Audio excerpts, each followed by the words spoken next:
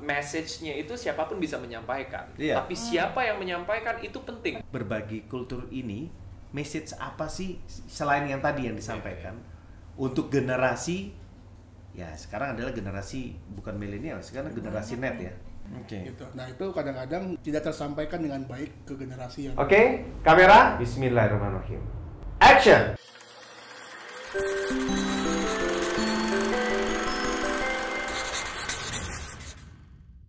Sekarang kita ngomongin project apa yang lagi dibikin oleh Junot. Iya. Yang Film nih kita taunya. kalau Iya. kita lihat IG-nya Junot tuh apa Junot IG-nya herjunotali.studio. herjunotali.studio itu kan banyak ngomongin masalah Berbagi kultur. Iya. Nah, berbagi kultur. Kalau jujur aja aku suka lihat foto-foto Junot pada saat dia lagi ada di jalan-jalan, itu banyak foto-foto mengenai sisi kehidupan orang ya. Iya. Gitu ya. Dari berbagai macam ya. Ya, Itu apa sih project apa nih sebenarnya yang dinamakan dengan berbagi kultur itu? Iya, berbagi kultur. Sebelumnya aku mau memperkenalkan di awal tadi Ibam Arafi ini adalah co-produserku dalam berbagi kultur. Tepuk tangan dong. Ini yang nonton 5.000 orang. Sana. Oh, udah. Yang di sana. Ujung kiri udah.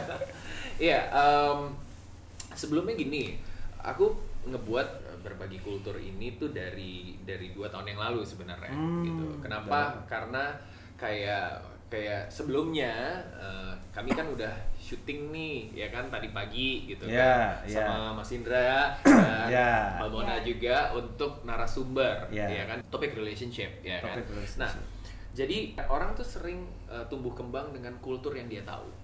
Iya kan, dengan kultur yang dia tahu seperti itu. Berarti way of thinkingnya dia seperti itu. Dalam tanda kutip aku punya privilege, punya keuntungan untuk pernah pergi kemana, pernah pergi ke sini, ke situ. Ada kultur-kultur yang secara experience aku tangkap dan ingin aku bagikan juga sama orang. Untuk gunanya kayak misalkan, hey di luar sana ada pemikiran yang seperti ini loh. Gitu. Siapa tahu cocok. Gitu. Siapa tahu bisa menambah hasanah berpikir kita untuk bisa menyelesaikan suatu masalah secara lebih bijaksana lagi. Oke, jadi dari sudut pandang yang macam-macam berarti ya. Sudut pandang yang macam-macam. Misalnya relationship gitu tuh bisa banget punya arti dari berbagai sudut pandang tergantung siapa orangnya di mana gitu ya. Iya. Dan kemudian masuk ke area dari hanya penulisan itu yang ngebuat orang berpikir bahwa kayak ya juga ya, bener ya. Terus tiba-tiba Ibam, aku temenan sama Ibam tuh dari aku kecil, dari ada kali SD kelas 6. Oh iya? Gitu. Hebat banget, seumuran emang. Dia kecil dan dari gua udah gendut. Dan gua nggak pernah kecil gitu. Ibam tuh konsisten. Kelihatan. Aku pernah konsisten. Aku tuh ketemu orang segini. Aku ketemu dia pertama kali langsung segini. Langsung segini dan nggak pernah segini nggak pernah. Sekarang orang lain ngikutin gua. Iya benar. Lama-lama gemuk juga. Bener. Lama-lama ngikutin usia tetap aja berat dari dulu. Gua menebak dulu udah. Ya akhirnya waktu itu pada suatu malam dia ngomong kayak ide liar, kenapa apa yang kita tulis apa yang udah pernah lo tulisin dan captive-nya kan udah kebangun nih, banyak nih ternyata peminatnya gitu. Dia bilang kenapa enggak kita bikin buku aja gitu. Oh jadi ide bukunya dari Ibam nih justru. Iya. Nah iya, walaupun kan akhirnya juga. ngobrol bareng, kita konsepin, bikin metodenya segala macam, ya udah jalan. Iya sih, sebenarnya memang dari adanya project ini gua rasa bisa punya suatu role model ya mengenai berbagi kultur ini gitu. Karena memang kalau kita lihat kehidupan sekarang itu kan perlu ada sosok yang bisa mewakili dari generasinya, setiap generasinya gitu. Seperti yang kemarin seperti kita ngobrol sama Junot gitu mengenai memang siapa aja bisa menjadi role modelnya gitu, tapi di setiap generasi itu harus ada yang menjadi contoh. Kayak gitu. Nah itu kalau menurut Junot dari berbagi kultur ini, message apa sih selain yang tadi yang disampaikan untuk generasi ya sekarang adalah generasi bukan milenial, sekarang generasi net ya. Iya yang sekarang lagi berkembang ya, milenial sama net ya. Generasi milenial sama net. Iya, mungkin coba Bang. Apa yang mau disampaikan? Ya. Kalau sebenarnya sih sesimpel berangkat dari arti kata kultur atau budaya yang mana kita berdua artiin itu tentang cara orang berpikir. Awalnya dari habit sebelumnya behavior sebelumnya cara kita hidup dan berpikir, ya kan. Nah terus sebenarnya tuh menurut gue sih nggak ada orang yang ahli tentang something yang sifatnya kultural menurut gue. Yang ada tuh emang orang yang menjalankan dan orang yang tidak menjalankan dan menjalankan kulturnya masing-masing gitu. Nah cuman ada nilai-nilai dalam masyarakat yang kita bisa tangkap, nilai-nilai positif itu yang mungkin penerjemahannya di zaman sekarang itu seperti apa. Gitu. Nah itu kadang-kadang tidak tersampaikan dengan baik ke generasi yang baru gitu mungkin gitu ya. Karena sebenarnya nilai-nilai itu udah ada dari zaman dulu gitu. Kayak misalkan kita gimana caranya kita menghadapi situasi kehidupan yang tidak pasti, menilai diri kita sendiri, memvalidasi kita sendiri seperti apa, sebagai benchmark kita udah di mana. Hal-hal semacam itu seolah-olah tertutup sama flexing, tertutup sama the idea of fame, the idea of competition yang sifatnya mungkin ada di area pop culture misalnya gitu ya. Tutup nilai-nilai indah itu ketutup gitu loh. Nah, gue pengen kita routing lagi. Ini tuh tentang cara kita mikir loh, gitu. Ini bukan tentang keren-kerenan loh, gitu. Ini tentang cara kita hidup. Ini survival kit. Ini something yang kita worth it untuk kita bagiin ke anak-anak kita. Nilai-nilai indah itu. Gue. Tapi kalau gue bayangin kok kayaknya banyak banget sebenarnya yang bisa dibahas ya. Wah, berarti kalian harus memilih dong. Sangat, iya. Di buku ini apa yang penting buat dibahas? Karena gini, kalau kita ngomongin masalah message, kayak kemarin aku ngomong gitu, kita ada di harian Suara Pembaruan ya. Iya, kemarin terus udah kayak gitu ada namanya Mbak Ria. Dia ngomong, lo kok kepikiran sih bikin kayak gini? Kenapa lo nggak kepikiran bikin yang lain? Ya, maksudnya apa? Selfie terus pamer-pamer apa gitu apa pamer gitu ya apa bedanya gue sama yang lain kalau misalkan gue kayak begitu gitu. Karena menurut aku kayak gini, message-nya itu siapapun bisa menyampaikan, tapi siapa yang menyampaikan itu penting. Itu adalah poinnya di situ gitu kan. Si Maria itu bilang gitu ya, tapi emang butuh sih lo yang nyampein. Soalnya kalau hal kayak begini yang nyampein bukan lo atau orang tua gitu, terkesan mereka kayak apa banget gitu. Iya kan, tapi karena lo yang nyampein, lo pakai pakaian yang sama, lo ngedengerin musik yang mereka dengerin, tapi lo ngedengerin sesuatu, lo nyampein sesuatu message yang dalam tanda kutip mereka mungkin kayak yang preachy banget sih gitu. Tapi mereka pasti mau denger karena kita relate. Nah, itu yang menjadi kayak aku ngerasa aku punya moral obligation di situ untuk menyumbang sesuatu untuk legacy bangsa ini gitu loh. Karena kayak tadi misalnya Mona bilang berarti banyak dong yang pengen disampaikan, tapi harus dipilih nggak sih? Oh iya, memang udah dipilih. Yang pertama tuh tentang ketidakpastian hidup gitu kan. Ya kan, berapa banyak orang yang skill setnya ada di battlefield yang salah, tapi mereka tuh kayak yang aduh gimana nih ya gitu, tapi ya udah gue nyaman gitu. Lo salah ngelihat uncertainty, lo akan mempersiapkan suatu point of view kehidupan yang mungkin sebenarnya lo nggak pengen ada di situ, tapi lo siapkan loop berikutnya untuk anak cucu lo nanti, bahwa kayak hidup tuh memang harus seperti ini.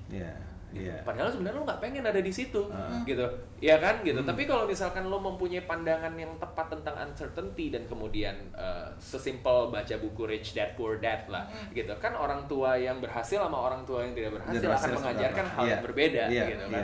Yang kedua masalah validation, pengakuan bahwa kayak ngomongin masalah idealisme orang tuh kan sekarang kan ada sosial media tuh yang semuanya tuh kayak jadi medium kesombongan terbesar manusia saat ini, gitu loh. Iya dong, kita liburan kemana, makan apa, naik mobil apa, kayak gitu segala macam. Dan itu kita kan terprovide akan itu. Nah kita mencari hal-hal yang kayak pengakuan, eksistensi, itu tuh masalah kayak gue pakai baju termahal, gue pakai apa yang tas gua termahal. sampai-sampai hal-hal yang dalam tanda kutip meaning terindah sebagai dasar kita hidup sebagai manusia itu terlupakan sama hal-hal seperti itu. Gitu loh, dengan kita nunjukin hal yang mewah-mewah, atau sebenarnya kalau otak kita pintar itu ngalahin berlian manapun di dunia ini. Iya. Ngerti nggak sih? Kayak kalau kita meeting emang mobil lo bawa masuk ruangan meeting benar, kan? Benar. Gitu kan? Ibaratnya kan yang orang lihat kan sebenarnya kan ada wangi mobil baru nih. Yoi. Butuh pengakuan. Iya. Butuh pengakuan. Competition, dan terakhir banyak orang kan, terutama generasi muda saat ini ya, kayak kita kan sebenarnya terlahir dengan DNA yang kompetitif. Kita ada sebagai manusia karena sperma kita itu nomor 1. Ya dong, akhirnya bisa menjadi manusia gitu. Tapi seiring dengan tumbuh kembangnya kita sebagai manusia, kita menghindari kompetisi yang mau nggak mau suatu saat lo bakal ketemu. Sesimpel lo naik lift, sesimpel lo masuk kereta KRL, itu kan lo harus berkompetisi, ya kan? Itu terkadang nilai-nilai seperti itu tuh mau kita kasih untuk kayak, hey, wake up, gitu loh, wake up gitu. Sampai akhirnya yang aku tadi sama Iba mewawancara Mona sama Mas Indra tentang relationship, bahwa reality bites itu mau kita kasih sama orang-orang yang suatu saat nanti baca bukunya, bahwa kayak yang ini yang bakal lo hadepin lo, gitu loh. Wah, wajib tuh berarti bukunya tuh. Aku yakin banget dengan adanya buku ini jadi apa ya pegangan? Ya, kamus lah buat kamusnya para milenial ataupun generasi net gitu. Karena memang generasi-generasi yang sekarang ini kadang-kadang kalau bicara mengenai kultur itu kayaknya nomor sekian lah gitu kan. Dia nggak concern di situ, dia lebih memikirkan bagaimana dia menjadi bahan omongan lah. Iya, coba deh Mas. Maksudnya kita sebelum kita masuk ruangan ini kan kita berdiskusi akan hal-hal yang oke lah, kita nggak usah pinpoint bagian mana yang menurut kita kok begini sih gitu. Tapi maksudnya segala sesuatu yang kita lihat di sosial media, di YouTube sekarang itu mengendorse kita untuk ternyata nggak apa-apa loh kayak begini gitu loh. Cara kita menunjukkan diri tuh dengan cara kita menunjukkan itu kita gitu loh. Ngerti gak sih kayak yang pokoknya cara kita menunjukkan diri, cara kita menunjukkan isi ATM kita kan nggak gitu, gitu loh. Ngerti gak sih gitu. Nah itu menurut aku kita harus disrupt dengan sesuatu hal yang kayak cara menunjukkan diri itu banyak gitu. Nggak dengan kayak begitu kemudian lu dianggap orang gitu. Cara untuk dianggap dan diakui itu banyak gitu. Nah berbagi point of view itu menurut aku penting. Jadi jangan sampai yang mereka tahu tuh cuman itu doang. Di anak umur 17 dia punya uncertainty-nya sendiri, kayak gue mau kerja apa besok ya gitu, apa yang ngebuat gue bisa diakui sama society. Di umur apakah kemudian berhenti di umur 40-an? Enggak, 40-an tuh punya uncertainty, punya uncertainty-nya sendiri. Kayak aku bilang uncertainty is like forever game, kayak figuring out is forever game gitu kan. Kayak kita pikir kita expert, aku dulu berpikir aku expert di umur 29, gak taunya 29 punya masalahnya sendiri. Iya kan benar, gitu. Dan menurutku sebenarnya gini, aku punya harapan Mas, dimana kayak kapan ya sesimpel Indonesia bisa kayak begini. Ngerti gak sih? Indonesia yang aku harapkan tuh bisa seperti itu gitu. Cuman kan itu kita sungguh sangat ngawang sekali gitu kan. Kalau kita mau ngomongin masalah revolusi mental atau apa segala macam, aku kan ngerasa kayak aku mau menyumbang sedikit. Bagaimana revolusi mental punya implementasi yang jelas. Salah satunya apa? Kalau kita bisa ngebaca sesuatu dengan baik, punya point of view yang banyak tentang kehidupan, dan kita bisa ngebantu ekonomi ini untuk bisa maju gitu. Kita dorong sama-sama ekosistemnya. Aku rasa Indonesia yang kita harapkan, misalkan, kenapa aku bilang buku? Kenapa? Tahu nggak sih kita masuk urutan 52 dari 60 negara dalam minat baca. Gitu ya kan, survei PISA gitu. Terus udah kayak gitu, tahu nggak sih kenapa kita sering di drive banget sama hoax? Iya kan, gampang banget. Jangankan kita baca buku yang tebal-tebal gitu, kita kadang baca berita aja nggak sampai habis. Iya kan, orang cuma intinya doang. Baca headline-nya doang. Habis itu clickbait pula. Iya kan, benar. Habis itu langsung komen. Habis itu langsung masuk comment section. Iya kan, yang kita baca comment section udah tuh kita gas-gasan deh tuh untuk sesuatu yang kita nggak tahu asalnya dari mana gitu kan. Itu kan sulit sekali ya Mas ya. Kalau misalkan kita mau mengharapkan Indonesia yang kita inginkan, berarti 40 tahun lagi. Nah dengan adanya ini, kenapa sih kok repot-repot pengen bikin ini? Harapan naifku sih, aku ingin melihat Indonesia dengan harapanku, aku percepat 10 tahun lagi, 5 tahun lagi gitu. Kalau bisa kita percepat dengan mimpi kita terhadap Indonesia yang ideal itu, misalkan di waktu yang lebih lama, ayo kita bareng-bareng kita percepat. Iya benar, pergerakan ini nggak bisa sendiri memang. Betul, gitu, harus bersama-sama gitu. Cuma kan tadi kan Junot juga udah bilang kalau minat baca di Indonesia rendah. Nomor berapa? 52 ya? Iya, dari 60. Udah gitu sekarang orang juga sukanya baca-baca singkat. Nah, kemauan orang untuk membaca buku tuh semakin kecil. Tapi kenapa yang Junot bikin buku? Ya karena kita pengen mengendorse bahwa pintar itu keren. Gitu. Pintar itu keren gitu, kayak sama halnya baca buku itu keren gitu. Jadi makanya kita juga kayak yang Ibam sama aku selalu concern bahwa kayak buku ini harus punya sense of belonging. Buku ini ketika orang pegang tuh dan buku ini harus bisa dibaca sama orang yang nggak suka baca. Itu konsep gua juga kemarin. Kita udah yang kita sadar banget tuh pas kita bikin buku. Cuman mesti sangat gampang ya untuk orang bisa digest, kalau nggak percuma lah. Iya, memang sekarang itu lebih gini, kekinian gitu. Dari desain, dari treatment, dari creative writing-nya. Kemarin kita ngomong visual dan message kan, Mas. Iya, kayak gitu. Itu penting banget gitu. Tantangan juga karena visualnya itu tujuan utamanya dulu. Karena orang melihat dia suka. Baru dia bisa dapetin message dari ada konten tulisan dan ada konten fotografi di dalamnya. Nah, jadi selalu kayak misalkan kalau lihat Instagram Junot kan selalu foto terus caption yang panjang banget gitu kalau di Instagram kelihatannya gitu. Cuman ya mungkin ntar kelihatan bukunya juga gitu.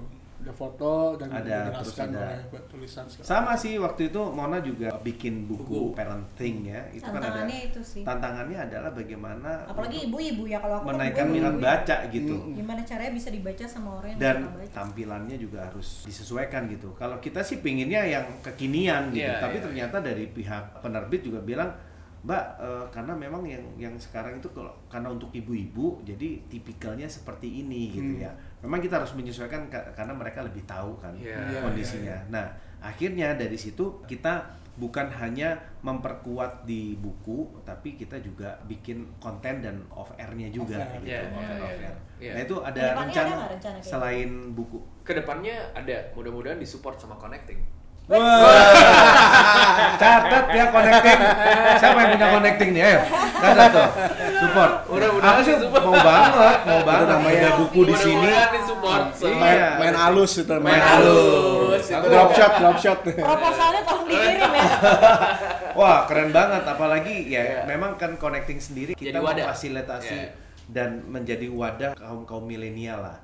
Karena yang punya masih milenial. Iya banget. Istrinya maksudnya. Suaminya kolonial. Masih gayanya milenial. Iya, so milenial gitu. Iya. Tapi kan pasti Sobat Mike, mungkin Junot bukan tipe yang artis yang tiap hari nongol di TV kan ya. Jadi kalau kita lihat hari ini kayaknya perbincangannya lumayan serius ya. Emang Junot orangnya serius ya? Enggak juga sih. Maksud aku pengen orang tuh berpikir gini, Mbak. Kalau lagi sedih aja dia serius. Kalau lagi apa sedihnya? Biar laku. Kalau aku sih sebenarnya gini, yang aku selalu tekenin bahwa kayak boleh segala informasi yang kita tahu, boleh segala tampilan yang kita punya, keren harus. Jadi jangan ngomong keren, jangan ngomong kayak gue pinter atau apa segala macam, tapi nggak punya impact, ya kan gitu. Keren, pinter itu harus di subconscious gitu. Iya, itu benar. harus di alam bawah sadar gitu kan. Nah, tapi apa gunanya kita dengan tampilan yang kita punya, apa gunanya kita dengan referensi yang kita ada dalam kita pinter, dalam kita apa, tapi kalau misalkan kita nggak punya impact gitu. Itu kita harus punya impact. Intinya kayak begitu. Maksud aku, bangsa ini terkadang banyak orang pinternya gitu loh, tapi mengayakan diri sendiri gitu. Nah, ya kan, bangsa ini banyak orang pinternya, tapi ketika ingin membantu satu sama lain, mereka lebih baik menyelamatkan diri dulu sendiri. Karena empatinya yang nggak terbentuk. Empatinya tuh kan memang kalau bicara masalah empati itu hadirnya nggak bim salah bim juga. Itu hadir karena memang dari kecil gitu. Itu kan gitu bahasa milenialnya ya. Kalau bahasa kolonialnya, sebaik-baiknya manusia yang bermanfaat buat orang lain gitu kan. Betul. Sebenarnya bukunya Junot sangat bisa mewakili Jadi jembatan buat kolonial dan milenial. Jadi gitu. Tapi benar. Karena kamu dari dulu. Benar loh. Iya. Roots yang mau kita Benar, bawa orang tua, itu adalah orang tua kan sebenarnya. Apalagi tadi yang Junot sama Ibam datang ke connecting untuk ngobrolin mengenai relationship ya. Antara, di bagian dari bukunya Junot juga itu. Iya, dan itu sungguh sangat menarik karena maksudnya point of view dari orang tua yang zaman dulu, ya kan, itu mau disambungkan dengan bagaimana cara anak milenial sekarang melihat hubungan antara orang tua dan anak. Itu sih menurut aku poin yang tricky dan aku pengen. Apa yang perlu dijembatanin kalau menurut Junot? Kalau aku sih ngelihat sekarang gini ya, maksudnya kayak tumbuh kembang kita ya, kita bisa bilang kita ya, orang tua kita pasti baby boomers, ya dong gitu. Nah, cara mereka melihat sesuatu dengan keterbatasan informasi yang mereka punya, cara mereka melihat sesuatu dalam tanda kutip hubungan ibu dan anak, orang tua dan anak, seperti itu. Sementara anak zaman sekarang dengan validasi informasi yang mereka punya, yang mendukung justifikasi mereka kayak yang, menurut gue orang tua gue harusnya nggak boleh kayak gitu, itu kan ribuan banyak informasi itu gitu. Nah, it could be misleading, ya kan? Benar. It could be misleading. Nah, aku pengen dari kacamata mereka aku memahami bahwa enggak, gue juga berbicara bahasa yang sama kok sama lo, gue juga millennials kok gitu. Tapi gue mencoba untuk mencari jalan tengah di antara informasi yang mungkin miss yang lo punya, tetap lo harus respect bahwa roots lo itu orang Indonesia, gitu. Timur ya. Iya, kadang-kadang aku ngelihat sekarang anak-anak sekarang itu sepinter-pinternya lo, sekeren-kerennya lo, kadang mereka kadang lupa jalan untuk pulang. Jalan untuk pulang tuh bisa banyak ya, kayak kadang lupa mereka orang Indonesia, kadang mereka kayak yang udahlah gue nggak perlu lagi cium tangan, gitu kayak yang udahlah gue nggak perlu lagi respect sana respect sini. Itu sih yang aku pengen ngerasa bahwa kayak coba deh gitu dari bahasa gue, ini gue loh yang ngomong gitu, siapa tahu lo bisa denger. Jadi di buku ini sendiri udah riset kemana aja gitu risetnya? Sebenarnya risetnya itu gini, secara metode kita ngobrol, ya, selalu kayak gitu. Internally tim Berbagai Kultur ngobrol, habis itu teman-teman kayak Mas Indra Mamona ngobrol gitu. Nah, karena menurut apa yang ada di situ, di obrolan itu sudah cukup valid untuk di-share ke orang lain. Karena at the end ini kan opini kita. Dan kita bukan expert di sini gitu. Kita bukan bikin literatur yang sifatnya A karena ada bla bla bla bla bla bla begitu. Secara psychological bla bla bla bla bla bla. Ini kita tentang point of view hidup kita gitu. Yang menurut kita punya nilai gitu. Dan nggak harus kayak lo lihat gua karena gua udah ngelakuin hal ini misal gitu. Dan sampai sekali bukan tentang itu gitu. Jadi kayak sebagai referensi bahwa ada orang-orang seperti kita yang peduli sama nilai-nilai itu. Iya. Sesimpel itu sebenarnya. Oke. Dan sebenarnya buku ini tuh satu dari sekian banyak rencananya Berbagai Kultur. Oh, ini baru bagian 3 poin aja, 3 poin. Awal ya, gitu ya, masih awal nih ya. Iya, gimana pun kita harus reach mereka dengan cara apapun. Gimana caranya apa yang kita maksud itu nyampe lah ke mereka dengan medium yang bisa macam-macam. Mau itu buku, mau itu mungkin film. Iya. Semacam. Dan kita sungguh sangat sadar ya bahwa generasi milenial nggak ada satupun dari mereka yang suka digurui. Benar, gitu ya. setuju. Suka digurui. Kayak semua generasi deh itu ya. Semua generasi ya. Semua generasi sebenarnya ini iya. cuma pengulangan sih pengulangan sebenarnya. ya. Kalau aku sih Cuman medianya beda. Iya, kita mungkin nggak biasa digurui tapi mau nggak mau karena kita terbangun sama sistem itu kadang ya udah deh gitu. Iya. Manut gitu kan. Iya. Nah, cuman kalau generasi sekarang tuh mereka nggak suka digurui. Nggak bisa. Bukan cuma nggak suka ya. Nggak bisa. Mental. Iya kan? Makanya aku bilang bahwa kayak akhir dari ini semua adalah open ending question. Bahwa kayak apa yang lo baca ini bukan berarti lo harus melakukan begini segala macam, but it's up to you gitu, lo mau ikutin apa enggak gitu. Karena point of view di sini tuh ada banyak sekali. Karena aku bilang dalam kehidupan tuh nggak ada expertnya. Apa yang dikasih tahu aku, apa yang works buat Ibam belum tentu works buat Mas Indra, gitu kan? Iya, benar. Nah, tapi ketika kita tahu bahwa kayak ternyata begini ya, nggak cuman ini aja yang kita tahu ya, kultur itu banyak gitu kan. Kultur itu oke, kita tahu sekarang tuh dari kearifan lokal. Kultur yang kedua kita tahu dari sisi agama. Nah, yang kita mau bagi ini adalah pengalaman-pengalaman orang yang kita anggap asik buat diajak ngobrol. Validasinya apa gitu? Ya jelas, misalkan kalau misalkan kita ngomong uncertainty ada di Lestari situ, ngomong validation ada Ika Natasa, terus ngomongin masalah eksistensi ada Mas Winky sama Mbak Kenes gitu kan. Karena kenapa misalkan Mas Winky sama Mbak Kenes ngomongin eksistensi, lihat loh Mas Winky, umurnya dia dibilang dia udah DJ senior sekali, tapi maksudnya fanbase-nya dia anak-anak millennials semua gitu, dan dia masih compete gitu kan. Nah, terus di competition ada Leonard Theo Sabrata dengan apa yang udah pernah dia lakukan, dia udah kompetisinya dia bisa ngomong dari situ lah. Ngomongin relationship ada Mas Indra sama Mbak Mona yang secara kenapa gitu ya, lihatlah udah ada bukunya ya kan, masalah parenting, terus udah kayak gitu dari sisi rumah tangga juga udah 22 tahun bersama. Siapa tahu maksudnya nilai-nilai seperti itu yang tadi dalam pembahasan kita mungkin nggak seru untuk diangkat.